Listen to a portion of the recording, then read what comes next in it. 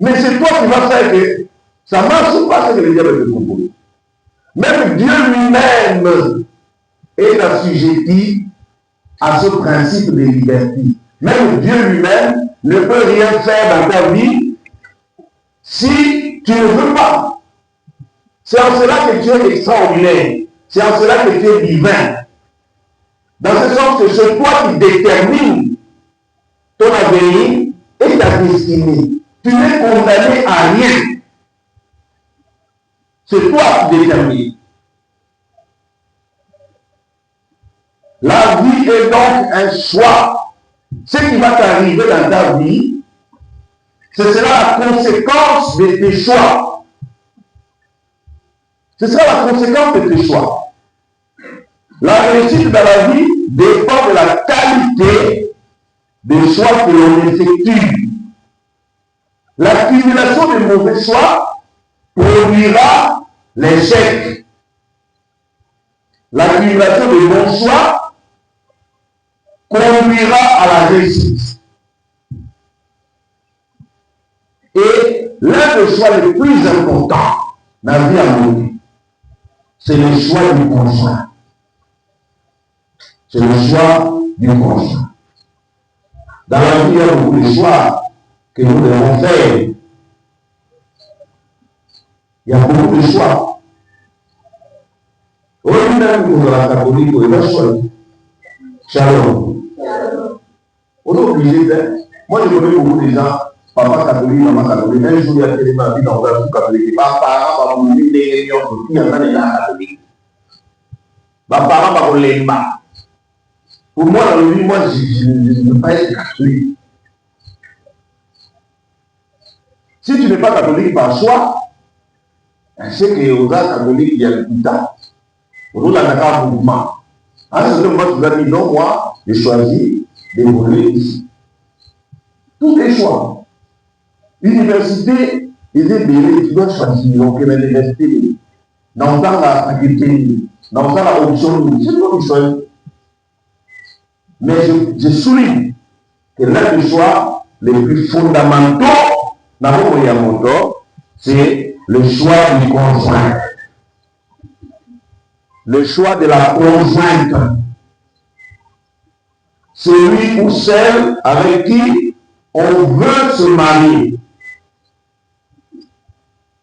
Bonheur ou malheur vont s'enfuir. Vous devez dire parce que nous sommes là, on va les faire. Libala et nous les sabotages. Il y a des gens qui sont malheureux parce qu'ils se sont mariés. Il y a des gens qui depuis qu'ils sont mariés, c'est là que son malheur a commencé.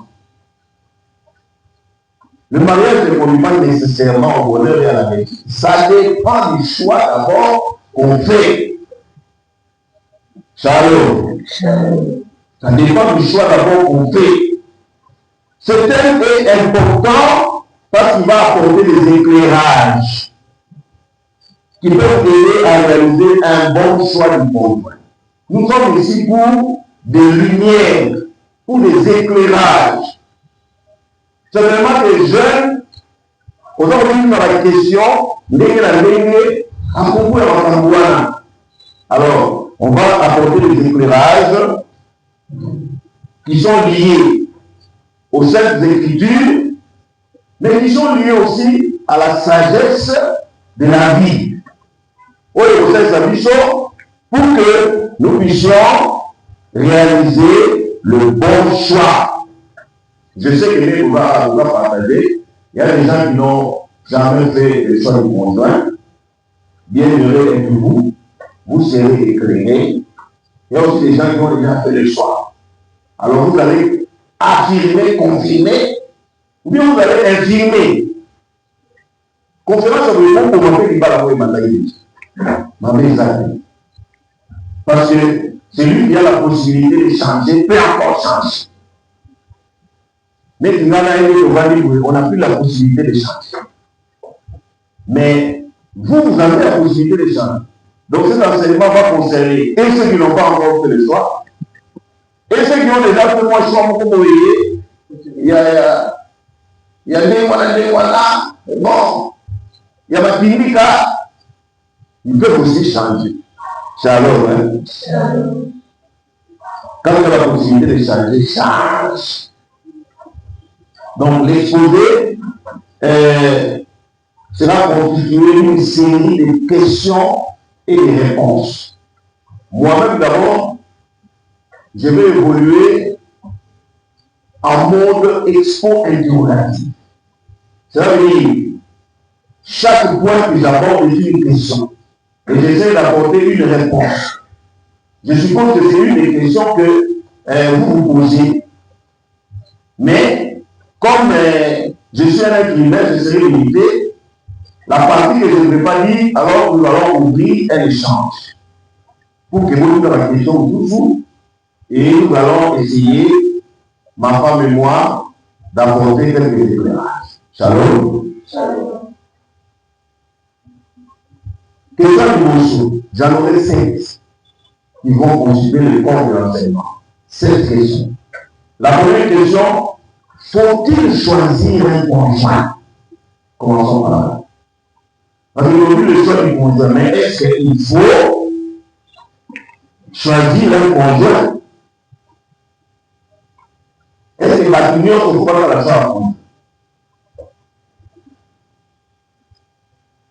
Alors ça, c'est un problème du choix de la vocation. Il n'y a pas qu'une seule vocation.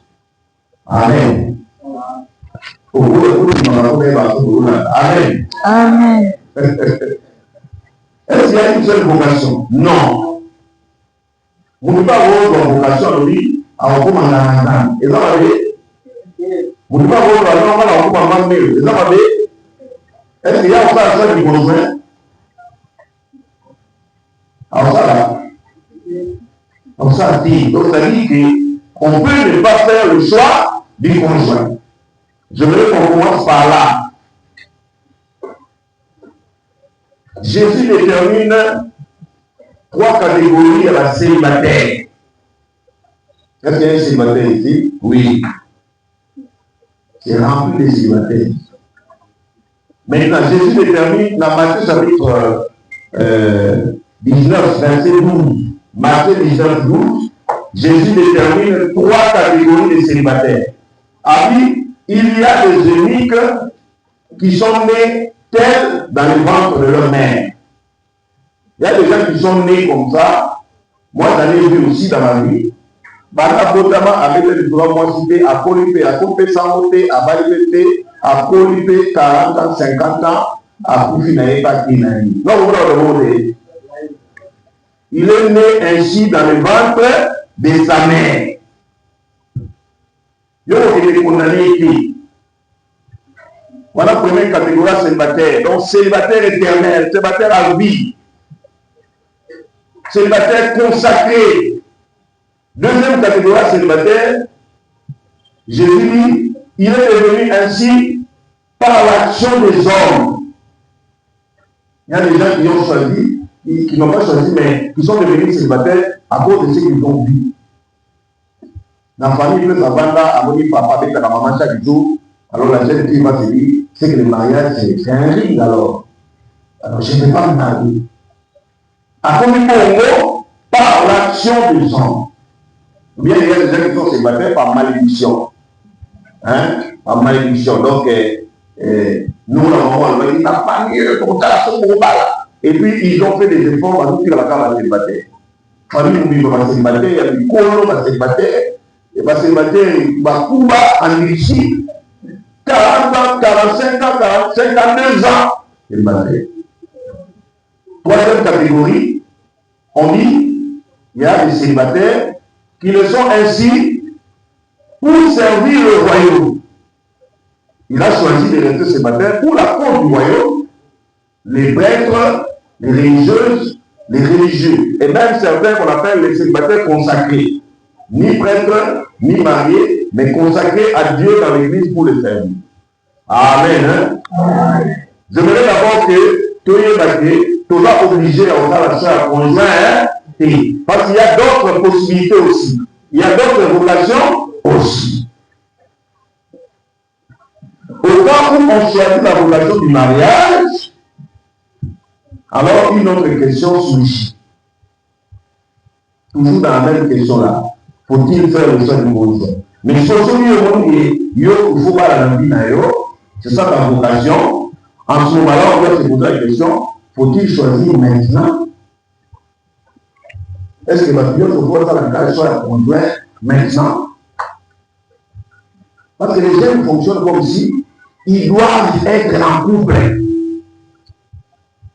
On va trouver quelqu'un de 14 ans en couple, on va trouver quelqu'un de 15 ans en couple, on va trouver quelqu'un de 16 ans en couple.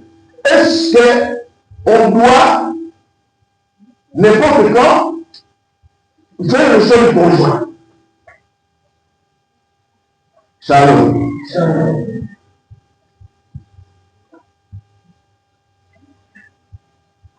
Je vais, avant de passer, je vais parler du choix du conjoint comme vous avez demandé là. Mais je voudrais d'abord vous dire que le célibat est un moment important dans la vie d'un homme, d'une femme. Même si un jour tu vas te marier, il est important qu'à un certain moment de ta vie, tu sois totalement seul. Je regrette que il y a beaucoup de jeunes qui n'ont jamais fait l'expérience du célibat. Dans 13 ans déjà, on va lui dans 15 ans déjà, on va lui. Donc, ça veut dire, tu as pendant 30 ans, aligné. Tu as raté une étape importante de ta vie. Quelle étape? Le célibat.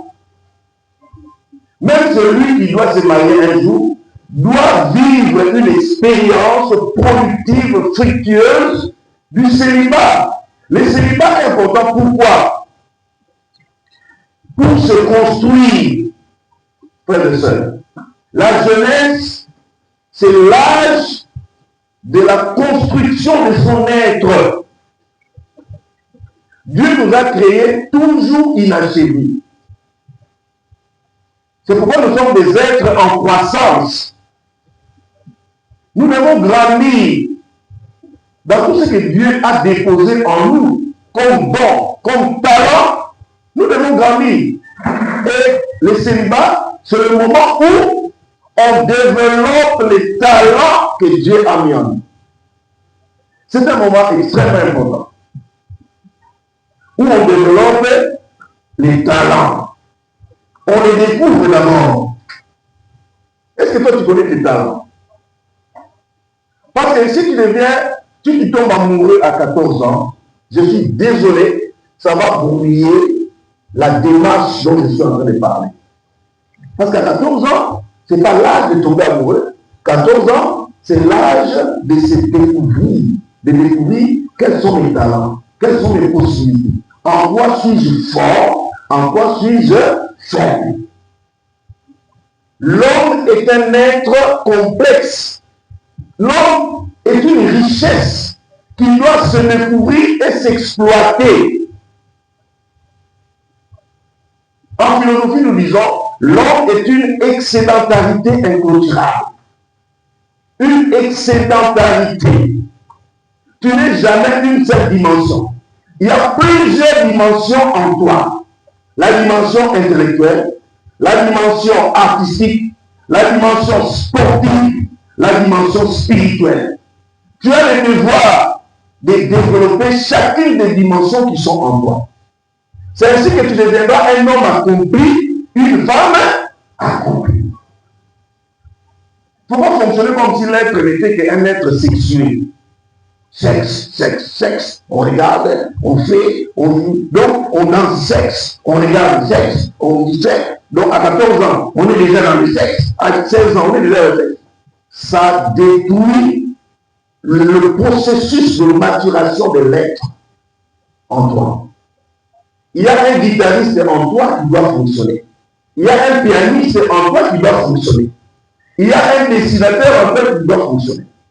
Tu n'es pas que mathématiques, tu n'es pas que géographie, tu n'es pas que histoire que tu étudies à l'école. Tu es aussi un artiste qui doit se découvrir. Tu es aussi un sportif qui doit se découvrir. Tu es aussi un être spirituel qui doit grandir dans sa dimension spirituelle. Tu es aussi un être intellectuel qui doit grandir dans la connaissance. qui est merveilleux. Ne brouille pas tout ça en sautant les étapes.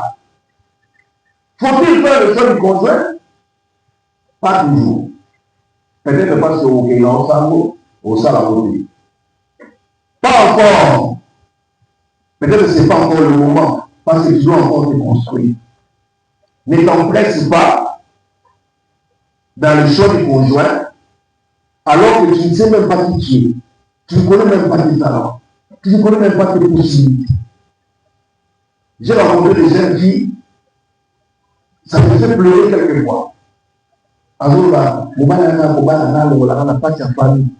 ça, c'est une personne qui ne se connaît pas et ne connaît pas ce qu'il y a en elle, ce qu'elle peut développer, les talents, les potentialités qu'elle peut développer. Une femme ne peut pas attendre qu'on vienne l'épouser pour apprendre l'amour.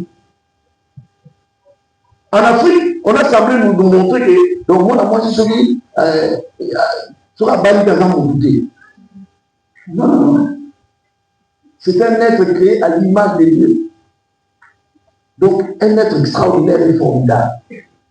Je vous encourage à développer vos talents, à développer vos potentialités, à développer vos qualités, à ouvrir vos dimensions spirituelles, artistiques, sportives et intellectuelles. Grandissez dans ce que vous avez comme potentialité et comme talent.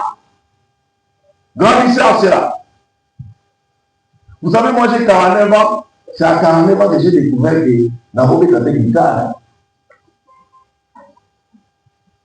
Moi, c'est pas qu'on parle de Nicolas, on dit à la guitare. Et puis chaque matin, je garde. Nous avons senti que nous avons évolué parce que dernièrement, nous avons demandé on a été à côté de nous. On avait essayé que son père est humain. Ils sont humains.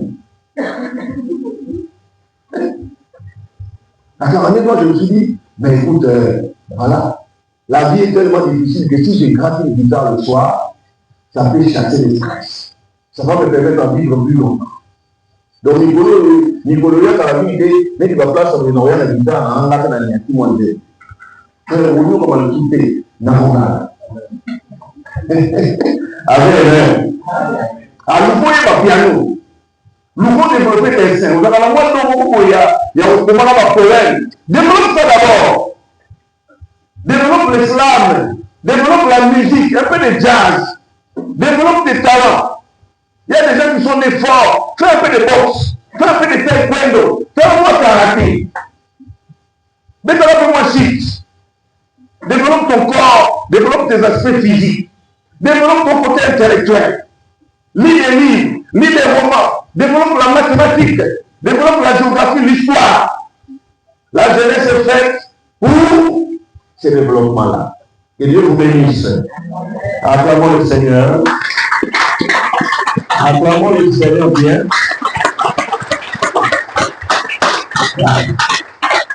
Et la Bible nous enseigne ça. Ne néglige pas le don qui est en toi. Tout ce que votre main trouve à faire avec force, faites-le. Ecclésiaste chapitre 9, verset 10. Tout ce que votre main trouve à faire avec force, faites-le. Voilà. Dans la Bible, Dieu dit à Moïse, j'ai désigné nommément Bessalel, je l'ai comblé de l'esprit de Dieu en habileté, intelligence et savoir pour toutes sortes d'ouvrages, pour concevoir des projets et les exécuter en or, en argent et en bronze, pour tailler des pierres à enchasser, pour tailler le bois et pour exécuter toutes sortes d'ouvrages. Exode chapitre 31, versets 1 à 5. Dieu donne des talents, des possibilités pour que ma base créée, ça va projet, va avancer, ainsi de suite. Et le Mijeka ne doit pas te prier. Le Mijeka doit arriver aussi dans l'objectif finalement au Babingi, développement. Il faut enseigner ces choses. Daniel, la Bible, Joseph, et Ancien Testament, c'était des gens extraordinaires. Des gens capables de travailler, d'impressionner, de gouverner, de prendre le leadership. Ce n'était pas que des gens qui prient en langue et puis qui sont derrière de la classe. C'était des gens extraordinaires. Tu le mets comme ça avec les autres, il est 10 fois supérieur. Par curiosité, va lire seulement Daniel chapitre 1. Tu seras impressionné par l'intelligence. Lorsqu'ils ont été questionnés par Nabucodonosor, Daniel et ses 3 compagnons étaient les meilleurs en matière de lettres, en matière de philosophie, en matière de sagesse. Ils étaient les meilleurs. Je déteste ces jeunes qui prient beaucoup et qui sont derniers de la classe. Amen. Amen.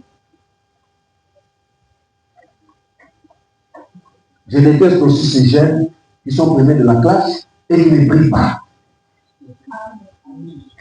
L'être humain est un être complexe et total. Il faut grandir dans tous les aspects de son être. Amen. Amen. Deuxième question. J'en ai 16. Dans quel but est-il convenable de choisir un conjoint? La première question c'était, faut-il choisir un conjoint? Nous avons répondu, quelquefois non. Quelquefois, pas encore. Quelquefois aussi, oui. Si vous êtes aujourd'hui oui, voilà, donc je n'ai pas encore beaucoup parlé. Deuxième question, dans quel but est-il convenable de choisir un conjoint? Ce qui vous avez fait la choix à conjoint, quel peut être le but? N'a-t-il un ligne nous avons fait la choix à conjoint? Ici, je voudrais d'abord revenir au mot conjoint. Quand on parle de conjoint ici, ce n'est pas à prendre dans le sens de n'importe quel partenaire occasionnel, accidentel, juste pour le plaisir. Conjoint, ce n'est pas dans ce sens-là. Quand on dit choix du conjoint ici, c'est une personne avec laquelle je compte me marier et passer le restant de ma vie. Est-ce que là nous sommes d'accord? Quand on dit choix du conjoint, ce n'est pas un mec que tu rencontres en cours de route là, et puis l'histoire est passée. Ce n'est pas de ça qu'on parle ici. Ici, on parle, tu es un homme, tu choisis une femme que tu veux épouser et tu veux passer le restant de ta vie avec elle. C'est ça le conjoint, c'est l'unité. Maintenant, dans ce sens, nous pouvons affirmer que le choix du conjoint s'ordonne au mariage.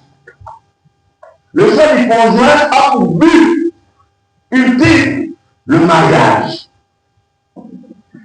Un chrétien sérieux n'a aucune raison de se mettre en relation amoureuse en dehors d'un projet de mariage.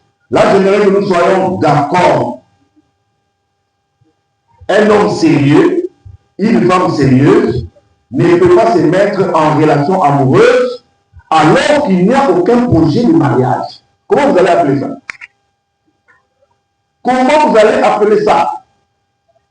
Il y a un moment qui est dans la relation où vous même dans le droit comme on est marié. Nous sommes mariés. Nous sommes fiancés. Mais dans la relation où vous êtes, comment vous êtes on a pas chénina. On a pas opposant. On a pas opposant.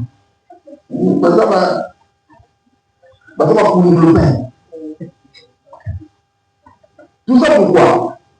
Parce que il y a des gens qui se mettent en relation amoureuse, mais entre eux là, ils n'ont pas parlé de mariage. Maintenant, ils n'ont pas de nom à donner à ce truc-là. Parce que ce truc-là n'a pas de nom. Son véritable nom, c'est l'impudicité.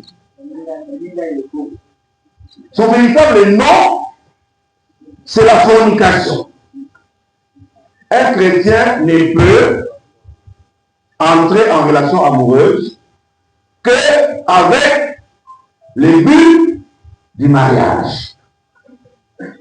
Alors je crois que c'est logique et nous sommes tous d'accord. Shalom. Shalom. Alors quelle est la conséquence? Si nous prenons cela comme une thèse, quelle est la conséquence de cette affirmation? que chrétiens avons beaucoup en relation amoureuse uniquement dans l'orientation du mariage. Deux conséquences s'ensuivent. La première conséquence, c'est que avant qu'on soit le choix du conjoint, il faut que tu aies une idée sur ce que le mariage. Amen. Amen. Dites avec moi, Amen. Amen. C'est pourquoi vous allez voir même aux humanités déjà, dans ma pour l'éducation la vie, on parle déjà aux jeunes du mariage. Un jour, je suis allé prêcher quelque part sur le mariage, alors il y avait certaines personnes qui n'étaient pas d'accord. J'étais même fâché. Parce qu'il m'a dit qu'il va indiquer beaucoup de gens avant un mariage. Mais, en quatrième déjà des humanités, deuxième qu'on appelle aujourd'hui, ça va déjà avoir un mariage. Pourquoi? Mais parce que si un jour quelqu'un doit faire le choix du conjoint, il doit savoir où il va. Pourquoi les gens choisissent que l'université n'a pas la médecine? C'est parce qu'ils ont une idée sur la médecine, sur les médecins, sur le travail qu'ils font, et ça les attire. Et donc, c'est important de savoir c'est quoi le mariage. Et je préfère que nous restions dans la conception chrétienne du mariage. Parce que dans le monde d'aujourd'hui, le mariage, c'est n'importe quoi. On fabrique des mariages dans des parlements. Le mariage, au départ, c'est une institution divine. C'est Dieu qui en donne les principes. Pour dans les capables de nous dire, je voudrais quand même vous souffler que le mariage est une union définitive entre un homme et une femme, les deux libres, qui ont décidé de passer leur vie ensemble et de fonder un foyer. C'est ça le mariage. C'est une union entre l'homme et la femme. Les deux libres. Et qui ont décidé de vivre ensemble, de fonder un foyer. L'enseignement de Jésus sur le mariage, c'est dans Matthieu chapitre 19, versets 3 à 12. Matthieu 19, 3 à 12. Dans le verset, on a dans la Bible même un mois. Je ne serai pas épuisé. Matthieu chapitre 3, non, chapitre 19, verset 3 à 12. Je ne veux même pas entrer là-dedans. Je veux seulement vous signaler que le mariage est indissoluble. Dans l'enseignement de Jésus, tu vas aller lire les versets là. Le mariage est indissoluble. Dites avec moi, indissoluble. Le divorce, ce n'est pas un langage chrétien. On ne se marie pas pour se séparer. Le mariage est indissoluble. C'est pourquoi Jésus dit, si pour quelque raison que ce soit, alors mon doigt a l'écouter. Parce que celui a dit moi sur vos sources. Après vous vivre l'adultère. Pourquoi Jésus dit ça? Parce que le premier lien là existe toujours. Dans la doctrine du Christ, ceux qui sont divorcés ne doivent plus se remarier. C'est pourquoi dans l'Église catholique, si tu divorces et que tu te remaries, tu ne communiras plus au corps du Christ. Pourquoi? Parce que tu es dans une situation d'adultère permanent. Tu as choisi un chemin d'adultère, de t'asseoir dans l'adultère. Parce que dans la logique chrétienne, dans la logique du Christ, un mariage est un lien indissoluble. Jésus le dit clairement, ils ne sont plus deux, mais une seule chair. Et que ce que Dieu a uni, qu'un homme ne le sépare pas. Il faut que tu saches ça. Quand tu veux aller draguer une soeur là, quand tu veux entrer dans une relation amoureuse, il faut savoir que je suis en train de commencer quelque chose qui un jour, ce qui est atteindre limite à mariage, tu vas souter. Ce qui est pour raisonner, mais voilà, on va nous dire, est-ce que tu es capable de vivre avec cette personne-là toute ta vie? Ou bien vous ça va agir? Le mariage est indissoluble. Le mariage a trois buts. La joie des conjoints, la fondation d'un foyer Et puis, le service de la communauté. Le mariage a 3 buts. Là, c'est pas rapidement. Premier but du mariage, la joie des conjoints. Tu vas avoir un Hélène. Tu vas avoir un CPLA. Tu vas avoir un photo dans les 5 ans. On ne se marie pas pour souffrir. On ne se marie pas pour aller pleurer. On se marie pour augmenter notre joie. Dis avec moi, amen. Voilà. Moi, depuis que je me suis marié, je suis plus joyeux qu'avant le mariage. Pour moi, la moisson, ça là, il y a beaucoup de vie. Et il y a tout vie dans la goût. Amen. Amen. Oui. Il y a encore ma balade, ma premier jour quand on a balé pour une balade, on a beaucoup de monde. Oui, il y a un peu de monde. Na pas on va pouvoir plus avant la balle. Depuis la balle à l'eau là pouvoir plus la vie. Akinga wana la vie musala kinga. On ne peut pas musala. Mais c'est quand même l'eau. On a des chemins. Alors la main on gagne avant pas de bouger. Eh maman. Donc on va la main de photo c'est là dans mon kilo dans la petite. Amen. Voilà le premier but à mariage. Deuxième but à mariage, c'est maintenant fonder un foyer. Alors, au Botibana, maintenant nous sommes une famille, nous avons créé une famille. Et nous éduquons les enfants. Voilà le deuxième but à mariage. Troisième but à mariage, maintenant nous sommes au service de la communauté.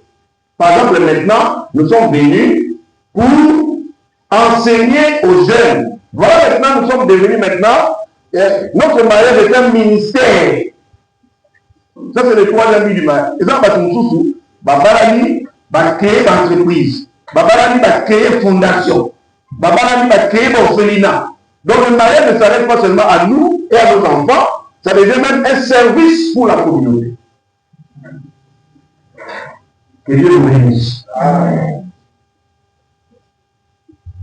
Enfin, j'aimerais vous dire que le mariage définit les visages de la société. Parce que selon la vie, la famille est la cellule de base de la société. Or, la famille commence par le mariage. Le mariage donne un visage à la société. On dit que le Kinshasa, c'est un amour. Si on dit que on a ma cellule, il y a Kinshasa, cellule dans ma famille. On dit que ça dit que il y a un dans ma famille. On dit que les gens de Koulou, notre famille. À l'époque où les papas tapaient de la main sur la table, bonjour avant 18 h, il n'y avait pas de boulot. Parce que la famille fonctionnait normalement. Maintenant que les parents ont perdu leur autorité, les enfants font n'importe quoi pour lui écouter. C'est la famille qui détermine ce que sera la société. Je passe. Donc, dans quel but on fait le choix du conjoint dans les buts du mariage. C'est pourquoi il faut s'informer sur le mariage. Lire des livres sur le mariage. Quelle est la librairie Saint-Paul? Il y a beaucoup de lectures sur le mariage. Dans ton téléphone, si tu entres dans les sites chrétiens, catholiques, il y a des enseignements sur le mariage. Va lire. Il ne faut pas faire le choix du conjoint sans maîtriser c'est quoi un mariage. Et puis, pour passer, je voudrais dire sur ce point aussi, que sans un projet imminent de mariage, le choix du conjoint n'a pas de sens. Sans un projet imminent. Qu'est-ce que j'appelle projet imminent du mariage? C'est-à-dire, dans 3 ans, je peux me marier. Est-ce que vous me suivez? Ce que je vous donne, c'est la sagesse pure. Tu suis ça, ça fonctionne. Tu vas loin, tu pleureras, mais nous ne serons plus là. On ne fait pas le choix du conjoint sans un projet de mariage. Et je te propose, frère, vous allez avoir, si dans 3 ans, 4 ans, tu ne peux pas te marier dans les 3-4 ans, qu'on soit le choix du conjoint. Amen. Qu'on soit le choix du conjoint. Ça crée beaucoup de blessures dans les communautés. Dans ma parole, si je suis ma fiancée il y a 10 ans. Vous n'avez pas de ligne de soeur. Parce que soeur a fonctionnellement chrono dans nous. Tu fais marier à 50 ans, tu as des enfants sans problème. Mais la femme, déjà à 40 ans, il y a des problèmes avec sa santé. Une femme, normalement, ne devrait plus mettre au monde dans 35 ans, dans 36 ans. Souvent, c'est des cas de complications dans l'hôpital. Alors, arrêtez les blagues. Au cas où on a tout fiancé il y a 10 ans. Donc, alors, moi, je vous donne un conseil. Shalom. Ça, c'est une sagesse que je vous communique. Tu n'es pas prêt dans 3 ans, 4 ans à te marier. Ne fais pas encore des choix du conjoint. Alors, pendant ce temps, qu'est-ce que tu peux faire d'autre? Parce que ça, les choix à conjointer. Développe maintenant des amitiés. Développe la camaraderie. Développe la fraternité. Parce que amitié, camaraderie, la fraternité, il y a des pépinières, il y a choix du conjoint. Reste avec les amitiés saines, ça existe. Moi, jusqu'aujourd'hui, j'ai des amis filles. Tout dans l'humanité, dans Simba était. On est resté amis purs. Jusqu'aujourd'hui, si on s'appelle, on est heureux, on est content. C'est une amie. Les amitiés entre filles et garçons, ça existe. Enlevez les petits diables qui sont dans les têtes. Les amitiés entre filles et garçons, ça existe. Voilà. Et si vous développez des amitiés comme ça, ce sont ces amitiés-là qui peuvent se transformer un jour en chose. Et les camarades, par exemple l'université, des collègues, pour travailler, pour ça, en mathématiques, pour ça, en informatique, tu as des amis comme ça. Voilà. Des camarades, ça ne s'embrasse pas. Des camarades, chacun garde ses mains le long de son corps. Et vous faites des mathématiques et informatiques. Un jour, quand je serai maintenant prêt, je saurai qui aborder parce que dans mon environnement, il y a des femmes que je connais. Et d'ailleurs, la meilleure façon de connaître une personne, c'est de ne pas être en relation amoureuse avec la personne. Quand l'amour vient, on ne réfléchit plus beaucoup. Mais si déjà avant l'amour, tu connaissais la personne, tu sais comment elle fonctionne, on donne avantage au lait. Quand le brouillard, on dit l'amour est avec, mais c'est un peu vrai. Amen. Amen. Donc, troisième question. Est-ce que Dieu joue un rôle dans le choix du conjoint? Voilà ce que je veux dire après. On dit, bon, dans 3 à 4 ans, je peux maintenant me marier. Je crois que maintenant, je peux choisir une sœur. Sœur parmi les âmes. Vous avez une prête, hein? Non, je la dis après, vous voyez bien, donc il faut avancer. Maintenant, une question va se poser. Est-ce que Dieu joue un rôle dans le choix du conjoint? Première réponse, oui. Dieu joue un rôle dans le choix du conjoint. Et Dieu est d'ailleurs essentiel dans le choix du conjoint. Selon la sagesse des Écritures, Proverbe 18, 22, celui qui trouve une femme trouve le bonheur. On ajoute, c'est une grâce qu'il obtient de l'Éternel. Amen. Oh, amen. Amen. C'est une grâce qu'il obtient de l'Éternel. Deuxième verset, Proverbe 19, 14. Une maison et du bien sont l'héritage paternel. Mais c'est Yahvé qui donne une femme sage. Tu n'as pas compris que l'héritage va bien, mais moi si à ma longa. À l'inverse aussi, mon bail à ma longa, ça c'est un don. Est-ce que tu peux dire amen? Amen. C'est Dieu qui a donné Ève à Adam. Souvenez-vous. Après, il a Adam Christ. A dit, pour nous, ça les Dieu, dans sa divinité, dans sa sagesse providentielle, a béni elle. C'est Dieu qui a donné Ève à Adam. Donc, pour le Hollanda, mais dans ma formation, il conjoint T, on va la faire. D'ailleurs, Jésus dit, sans moi, vous ne pouvez rien faire. Jean 15, 5. La Bible ajoute dans Proverbe 16, 3, recommande à Yahvé tes œuvres et tes projets se réaliseront. Recommande à Yahvé. Oh, moi, je veux faire un choix, mais maintenant, je veux prier alors. Je veux entrer en prière. Oui, oui, pour que le Seigneur me guide à ne pas me tromper. Dans Psaume 32, verset 8, Dieu dit, je t'instruirai, je t'apprendrai la route à suivre. Les yeux sur toi, je serai ton conseil. Lui-même, Dieu, est un conseil pour ses enfants. Il va te guider.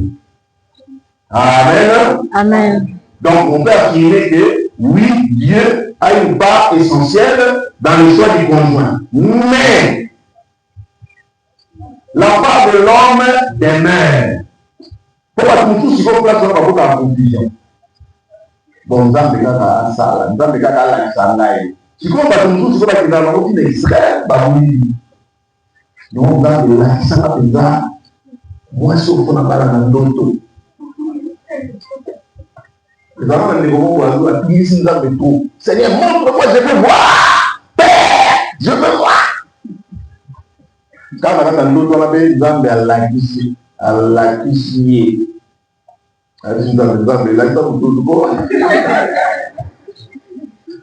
Amen.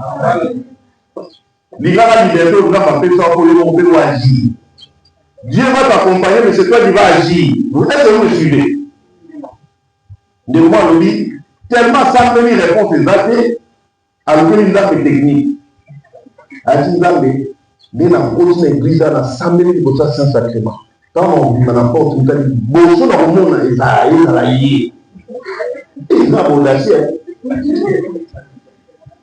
Conseil, on peut dans la maman, ils ont la humble. Ils ont compliqué. Dès que vous avez une dame, mon quête, vous avez la cabicho, mais frère, cette question nous dit, Dieu c'est cet être qu'il faut chercher pour le trouver. Mais dès que vous l'avez trouvé, il faut le chercher encore. Pour constater que vous avez une dame, vous avez un piège, vous avez abîmé l'église dans le temps, vous avez abîmé Boli Mzama, Amuna maintenant des gros il y a albinos. Albinos, nous on a l'église. A dit Seigneur, je suis sorti pour vous. Donc on a dit, le fait que Dieu soit là pour nous guider, c'est pas de dire que c'est Dieu qui vient choisir à notre place. Non. C'est pas dire que c'est Dieu qui veut nous montrer le visage. Non, ne cherchez pas la facilité. C'est pourquoi la Bible dit encore, une femme vertueuse, qui la trouvera? Proverbe chapitre 31, verset 10. Une femme vertueuse, qui la trouvera? Donc il faut la trouver. Et pour trouver, il faut chercher. Verset la Bible du Timothée nous dit, qui trouve une femme pour le bonheur. Qui trouve. Dis avec moi trouver. Dis avec moi chercher. Chercher. Oh, chercher, ça veut dire quoi? Chercher, ça veut dire observer. Se renseigner. Écouter. Programmer. Connaître la personne. L'approcher. Prendre du temps avec elle. Là, nous frères, vous voyez. Pour découvrir vraiment est-ce que la sœur là, je peux vraiment l'approcher. Au lieu d'être dit même mot. La vie sœur là, on a $700, moi est-ce qu'on peut signer là? Vraiment, on a demandé dans le lien. C'est on dit, oh, mais c'est pas normal. Après, on dit, sœur, on a signé bon. Après 3 mois, il y a aussi un bon. Sœur, est-ce qu'il a ça, oui, les amis. À ce moment-là, on a même billet, il y a $100. C'est ça chercher. Alors, vous voyez, est-ce que moi, je suis aussi ma bonne paix. Et la soeur a remis l'argent avec le même numéro. Frère, le Seigneur, aide-moi. Nous avons beaucoup de content. Amen. Donc, c'est ça, cherche. Donc, vous avez moi. Nous avons beaucoup. Il n'y a pas de contradiction entre les dons de Dieu et la recherche de l'homme. Il n'y a pas de contradiction. D'ailleurs, il y a un verset intéressant dans Psaume 27, verset 4. David dit, j'ai demandé une chose à l'Éternel et je la rechercherai. C'est bizarre, hein? C'est comme si c'était contradictoire, mais non, ce n'est pas contradictoire, c'est dialogique. Ça veut dire, ce que je demande à l'Éternel ne m'empêche pas de le chercher. Parce que quand Dieu va me le donner, il va me le donner comme une réponse à ma recherche. Même si ça les a dit, au dit Seigneur, nous avons fait ça, vous allez vous la demander aux hommes. Mais tu sors aussi pour explorer le marché de l'emploi, n'est-ce pas? Aujourd'hui, on a fait aujourd'hui, ça fait la réflexion, ainsi de suite. Aujourd'hui, on a fait mal. Est-ce que je suis clair? Oui. En même temps, je prie pour mon futur conjoint, mais en même temps, je cherche. Le va Amen. Amen. Pour la soeur, c'est pas compliqué, mais on a le verre. C'est pour ça que vous cherchez des. Mais, bien qu'on comprenne que la cherche chaque année, on demande à l'homme. La cherche chaque année. Là, il y a une question, est-ce que vraiment la langue vous la tête, tout est bien de ça? Non, on va la voir. Dans ma personne, moi qui m'a dit, dans la moi, c'est compliqué. À vous mettre dans la terrain, à l'amieux, à préparer, mais à 10 millions de monde va les payer.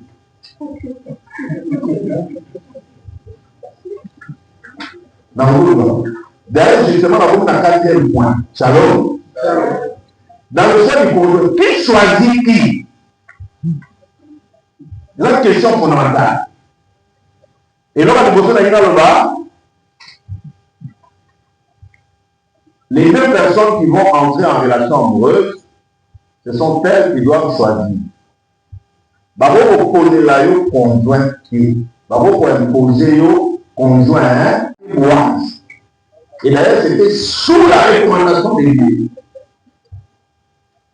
Dans la partie en bas, vous avez compris. Il dit. Mais il faut que vous ayez une recommandation. Bon.